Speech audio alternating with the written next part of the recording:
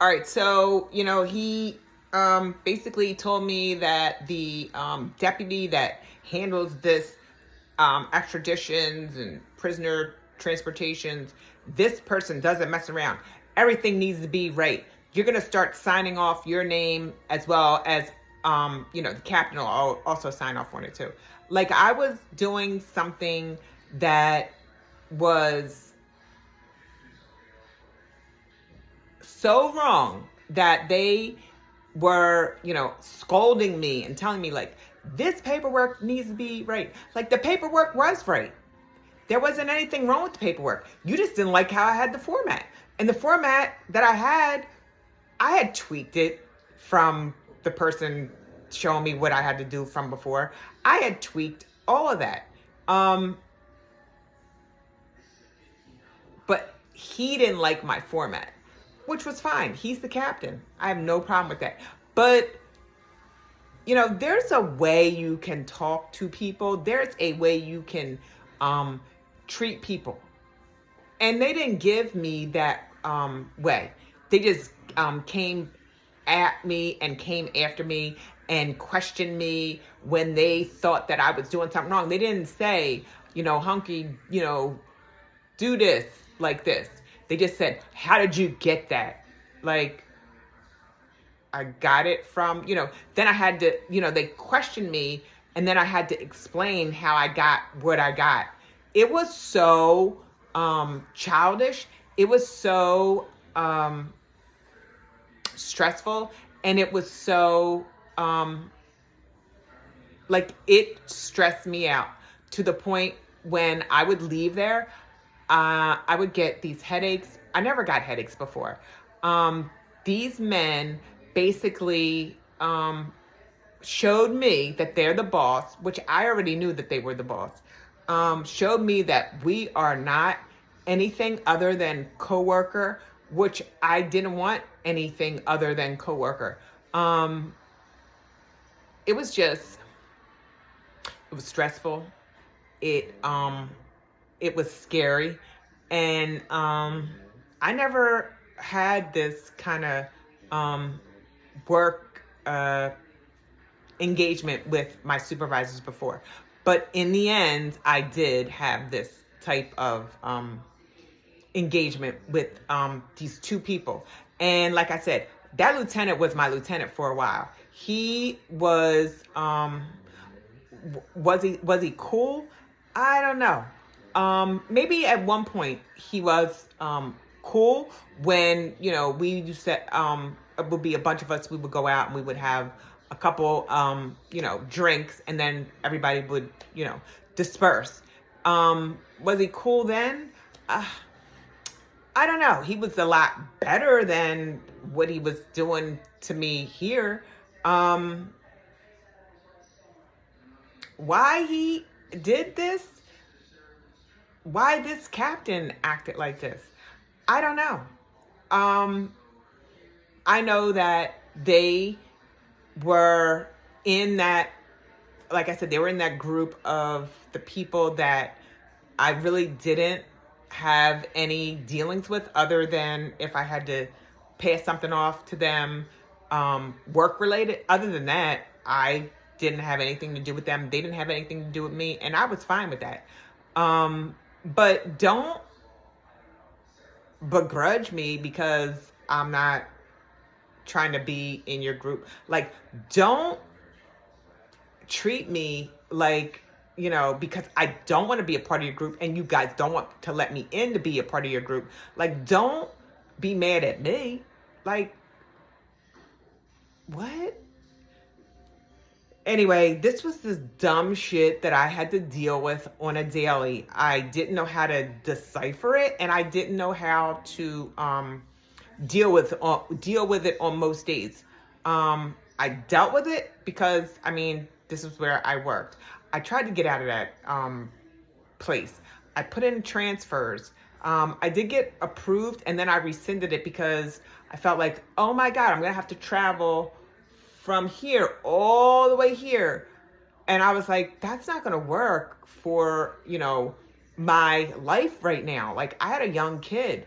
I had to get home at a certain time. Like if I would have went to that unit, it would have taken me like an hour and a half to get home. And I just couldn't do it. So I had to stay where I was. And it was hell. Yeah, it was hell. And like I said, I kept all this crap because I was going to do something, but then I didn't do anything. But then I was like, you know what?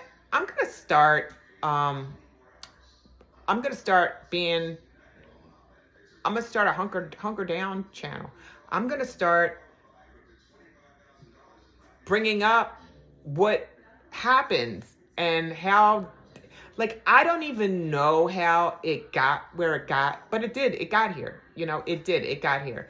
You know, like I said, it was like a domestic relationship. You know, like, you know, you get the complainant first. You know, she deals with getting a push. Then she deals with getting, you know, yelled at. Then she deals with getting a slap. Well, that's how this whole thing kind of formed. You know, first I was, you know, told, you know, this, and then I was told, and then I was yelled at, and then I was underlined, and then I was this, and then I was that. So I got that paperwork back for like 3 days in a row, on the 19th, on the 20th, on the 21st. Now, mind you, I also had, in the midst of it, you know, life doesn't stop.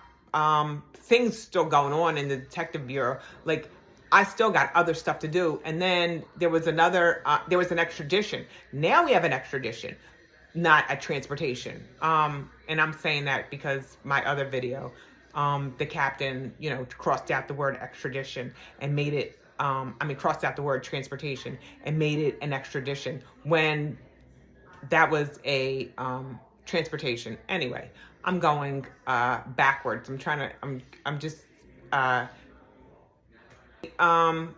So I did get an extradition about a guy in Vegas. Like I said, this was like the 21st. So like, I'm going to be off, in a couple days for a few, because Christmas is here. And I always took off around Christmas into New Year because my son was young and I wanted to be home and enjoy all that. So I was trying to really get everything done. So I did this other extradition and, I turned it in, and then the captain, you know, had this new format that he wanted to be done. Like I said, he went overboard when it came to this. Like, he changed the whole format, changed the whole, like, way that he wanted it worded. And you know what? That's fine. If that's what you want, you know, if, you know, turning it back into the lieutenant, and then the lieutenant turning it into me, and then questioning me, and, you know, it just got very stressful. Especially, it's like I said, 5 days before Christmas. This wasn't my only job. It was just very stressful, and it was very mean what they, you know, were doing. And of course I put in for the Christmas presents for these two, you know, and then they were like, oh, thank you. Oh yeah, right, whatever. So, yeah, those people didn't have a problem with asking me for my cut of the Christmas presents and stuff. Anyway, I forgot. Like I said, I only remember, and you know, it comes back by seeing the stuff that I had saved. It was just wrong what they did. And I'm okay with trying to start my, you know, channel with telling my truth of what actually went on. I feel good that I'm trying to do this, but I also feel bad that it's like coming back into my brain of the nonsense. Anyway, later on that day, it's about 12 o'clock, the lieutenant hands me this. And it is something that he got from Uptown. It's like 3 pages of all of these incidents, arrests, I don't remember what it was, but I know that, yeah, it was like warrants, and Ethan Race wanted to know which ones are active, which ones are arrests, which ones, and he handed this to me, and he said this needed to be turned in by the end of the day. So I had to hurry and do this. Like I said, I felt like I was Snow White, Cinderella. I felt like I was Cinderella. I felt like I was always given the crappy crap, and everybody else was just like ha ha ha, laughing, doing whatever they were doing. You know, there was Christmas music on. There was holiday decor. But I better not turn my radio up to 2. Up at all, past 2. And, you know, I felt like I was in a corporate world. This didn't feel like the police department. This was so juvenile, and it was so one-sided, you know? It was, it was them, and then it was me. And I had to keep my sanity. I had to do the job. I had to fix, the one space not lined up with the other. You couldn't even see that. I had to fix that. I had to sign off on the memo that I did because the captain was worried that Uptown would, call and say something. Listen, I did this job for him, and I did the job for the captain before. The captain before never gave me anything back. I could have had stuff wrong. If what these lieutenant and the captain are saying, I could have had a lot of stuff wrong in the other memos and in the other things that had to be sent for Uptown. Guess what? I never got anything back. Guess what? Never got anything back. Matter of fact, the ComStat sheet broke. Okay, one broke on me. And this was when I had a whole new captain. And he got this other guy to do ComStat after a while. I was grateful. And that captain was good. I enjoyed him. He got this new kid to do the ComStat, and they never fixed it. And I was grateful that I had gotten out of that job. So, yeah. Working for this man was like working, what was that? Devil Wears Prada? Because that's what it felt like. It felt like I was working for something like that, someone like that. And I should not have had to go through this. Like I said, I shouldn't have had to go through this. They enjoyed going through this with me, though. They enjoyed going, let's pull this apart. They enjoyed it. They enjoyed me turning something in and then having it turned back into me. ComStat sheet, they never turn it back into me. No, ComStat sheet, they never turn it back into me. This captain never turned it back into me. When that crap broke, when the other captain, he was like, Hunker, how are you getting these numbers? Hunker, where are you getting this? I'm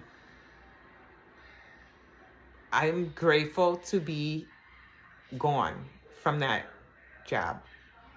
My career was great. That job was horrible, especially working with a broken machine. Because they would blame it on you. That was the easy thing. You were the blame game. I'm just glad that I am no longer doing that job. I am no longer around those people, and I can speak my truth about how they were. They were evil. Those people were evil. And I hope that, they do get to see this. I hope that they see what they did and how they treated me and how they treated everybody else different, but they didn't do me the way they did everybody else. I'm over it, but I'm not over it. And that's why I'm starting my channel. And that's why I want, if you have a problem, if you have something that you want to get off your chest, if you have something that you need to say, reach out to me. I mean, I'll say it. I'll tell your story. I don't have anything to lose. I'm talking to all you active people. I'm talking to you people that would have something to lose. Reach out to me. You can find me on social media. I would love to tell your story because, I'm looking back at my story, and it is, it's annoying to even want to go back and rehash this crap. I'm getting a headache.